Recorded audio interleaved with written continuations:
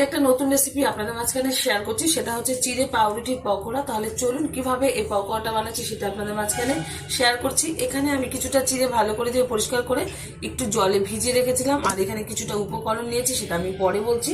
সাথে নিয়ে নিয়েছি পাউরুটি, এখানে 2 পিস পাউরুটি ব্যবহার করব।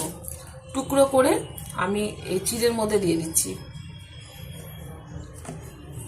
আপনারা যে কোনো পাউরুটি দিয়ে এটা বানাতে পারেন। এভাবে টুকরো করে দিয়েছি। এখন এর মধ্যে দিয়ে দিচ্ছি পরিমাণ মতো লবণ। এটা কিন্তু খেতে ভীষণ ভালো লাগে, একদম নতুনভাবে করে দেখাচ্ছি। দিয়ে দিচ্ছি গোলমরিচের গুঁড়ো, চা বা কফির সাথে খুব খেতে ভালো লাগবে এটা। এখানে আপনারা একটু কাঁচা লঙ্কা ব্যবহার করতে পারেন, তো আমি দিলাম না। দিয়ে দিচ্ছি এখানে চিলি ফ্লেক্স, দিয়ে দেবো অরগানো, ভালো ফ্লেভার আসবে। দিয়ে দিচ্ছি এই যে টমেটোর দানাগুলো ফেলে শুধু খোসাটা নিয়েছি, ছোট ছোট টুকরো করে দিয়েছি। সাথে নিয়েছি একটা পেঁয়াজ কুচিয়ে।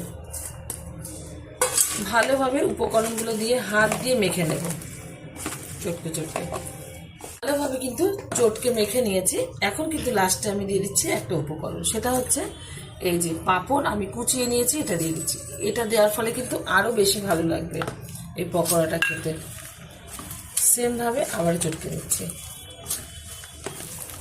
কিন্তু মেখে না হয়ে গেছে। এখন আমি এটা একটু পকোড়ার আকৃতি করে নিচ্ছি, একটু বড় বড় করে নিচ্ছি। এই যে যেমন তেমন শেপ দিলে কিন্তু পকোড়া দেখতে বেশি ভালো হয়। প্রত্যেকটা এরকমভাবেই আমি তৈরি করে নিচ্ছি, তারপরে ভেজে নেব। পকোড়াগুলো ভাজার জন্য ওভেনে কড়াই বসিয়ে তাতে দিয়ে দিয়েছি বেশ কিছুটা পরিমাণে সাদা তেল। তেলটা গরম হয়ে গেছে, আস্তে আস্তে করে পকোড়াগুলো ছেড়ে ভেজে নেব। আমার এই রেসিপি যদি আপনাদের ভালো লেগে থাকে আপনারা অবশ্যই আমার চ্যানেলটিকে সাবস্ক্রাইব করবেন, লাইক করবেন, শেয়ার করবেন। আর নতুন স্টাইলে একবার এরকম পকোড়া বানিয়ে খেয়ে দেখবেন, চা কফির সাথে ভীষণ ভালো লাগবে। এদিকে কিন্তু পকোড়াটা ভেজে নিচ্ছি, আর অন্যদিকে কিন্তু এই যে চা বসিয়ে দিয়েছি, এটা ফোটাও শুরু হয়ে গেছে। আজকে এই পকোড়ার সাথে একটু চা বানিয়ে নিলাম, সন্ধ্যার টিফিনে কিন্তু একদম জমে যাবে। চাটা এদিকে হয়ে গেছে, ছেঁকে নিচ্ছি, আর এদিকে কিন্তু পকোড়াগুলো উল্টে দিচ্ছি। পকোড়াগুলো কিন্তু উল্টে পাল্টে ভেজে নিচ্ছি। পকোড়াগুলো কিন্তু এখনো পুরো ভাজা হয়নি, এই অবস্থায় এখন তুলে নেব।